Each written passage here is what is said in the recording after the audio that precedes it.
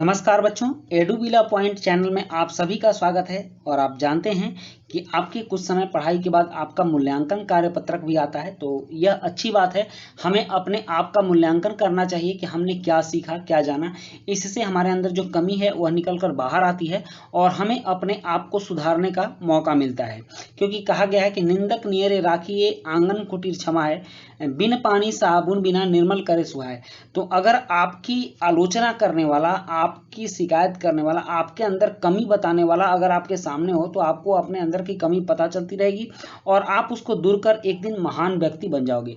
तो यह आकलन आपके कमी को बताता है, आपकी तैयारियों के बारे में बताता है।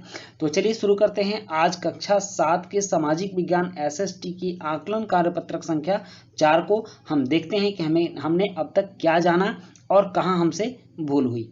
इसके लिए सबसे पहले आपको स्रोत आधारित प्रश्न दिए गए हैं। जैसे कि नीचे दिए गए स्रोत को ध्यानपूर्वक पढ़िए और दिए गए प्रश्न संख्या 1 से 4 के सही उत्तर वाले विकल्प के गोले को पेंसिल से काला कीजिए। तो चलिए इसको पढ़ते हैं।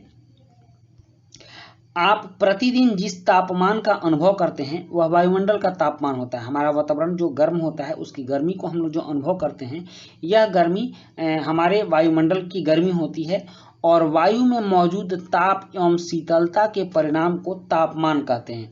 मतलब वायु कितनी गर्म है, कितनी शीतल है, कितनी ठंड है, तो इसके परिमाण मतलब मात्रा। परिमाण और परिणाम में अंतर होता है।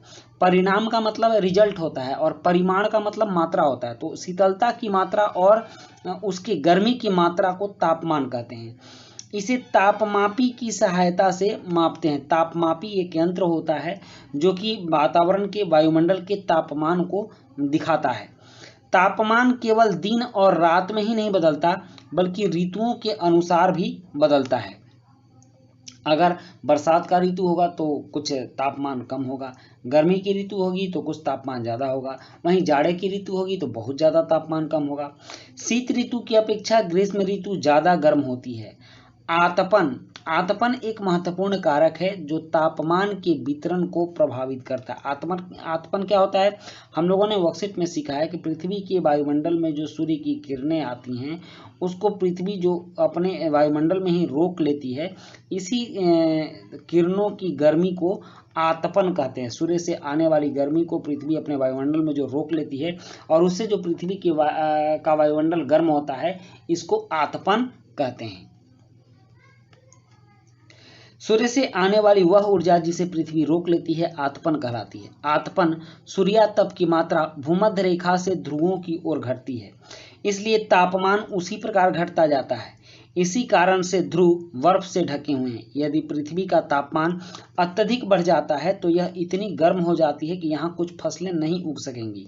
गांवों की अपेक्षा नगरों का तापमान अधिक होता है क्योंकि शहरों में जनसंख्या अधिक होती है, वाहनों, फैक्ट्रियों और अन्य क्रियाकलापों में ईंधन की खपत अधिक होती है, जिसकी वजह से वहाँ कार्बन डाइऑक्साइड की मात्रा ज़्यादा होती है और शहरों के वायुमंडल का जो तापमान है वह गांवों की अपेक्षा कुछ ज़्यादा होता है। तो यह हमने इसका स्रोत पढ़ा। अब इस स्रोत पर आधारित कुछ प्रश्नों को हम हल करेंगे।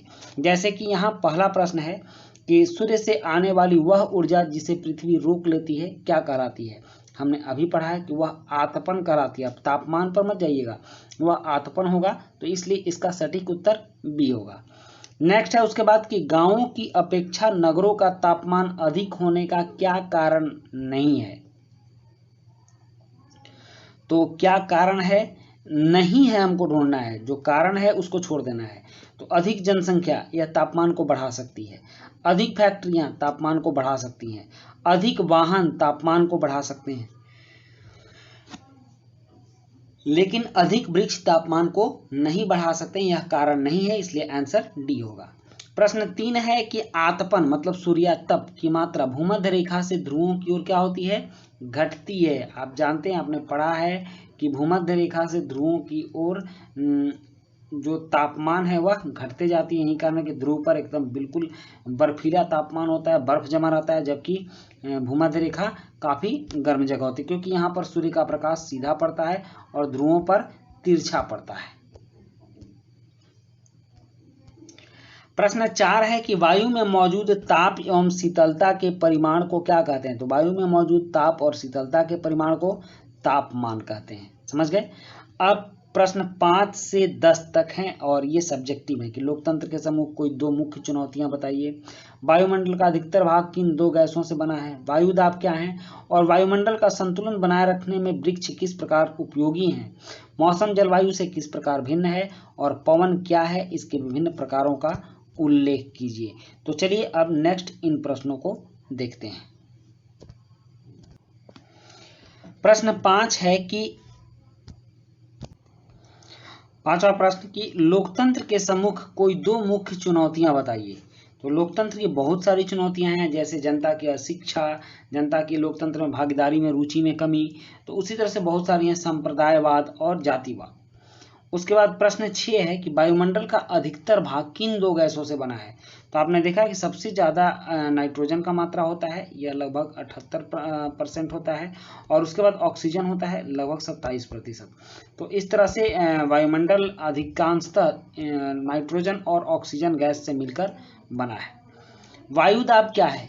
पृथ्वी की एक निश्चित इकाई पर वायुमंडल के सभी परतों द्वारा लगाए जाने वाले भार को वायुदाब कहते हैं।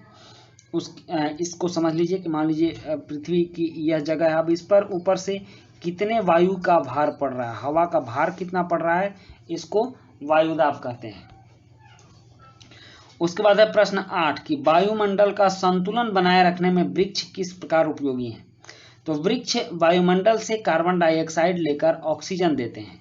जीव जंतु उस ऑक्सीजन को श्वसन के रूप में ग्रहण करते हैं और पुनः कार्बन डाइऑक्साइड के रूप में वायुमंडल में वापस कर देते हैं। इस तरह से वृक्ष वायुमंडल का संतुलन बनाए रखते हैं। उसका प्रश्न 9 है कि मौसम जलवायु से किस प्रकार भिन्न है? तो मौसम किसी खास समय में वातावरण में हुए परिवर्तन को कहा जाता है, जबकि जलवायु वर्षों के मौसम में आए परिवर्तन को कहते हैं। जैसे कि मौसम, मान लीजिए मौसम कभी भी बदल सकता है। मौसम अभी गर्म है, तुरंत बारिश हो जाएगी तो ठंड का मौसम आ जाएगा। अभी ठंड है, धूप निकल जाएगी, थोड़ी गर्म हो गया तो वो गर्मी का मौसम हो जाएगा। जबकि जलवायु वर्षों के मौसम के अनुपात को जलवायु कहते हैं। जलवायु के लिए कम से कम पीछे के 25 वर्षों के मौसम को देखा जाता है, उसके हिसाब से जलवायु की गणना की जाती है और बताई जाती है कि इस तरह की जलवायु है। उसके बाद प्रश्न 10 है कि पवन क्या है? इसके विभिन्न प्रकारों का उल्लेख करें। तो हवाओं का एक जगह से दूसरी जगह बहना पवन कहलाता है। इसके विभिन्न प्रकार निम्न हैं: व्यापारिक पवन, समुद्री पवन, स्थानीय पवन, ध्रुवीय पवन। तो इस तरह से हम लोगों ने बहुत सारे पवनों को पढ़ा है। पवन क्या है? तो पवन जो हवाएं बहती हैं उसको पवन कहते हैं।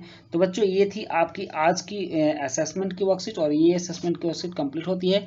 वीडियो अच्छी लगी हो तो लाइक, सब्सक्राइब, कमेंट जरूर कीजिएगा। मिलते हैं नेक्स्ट वीडियो में। Thank you.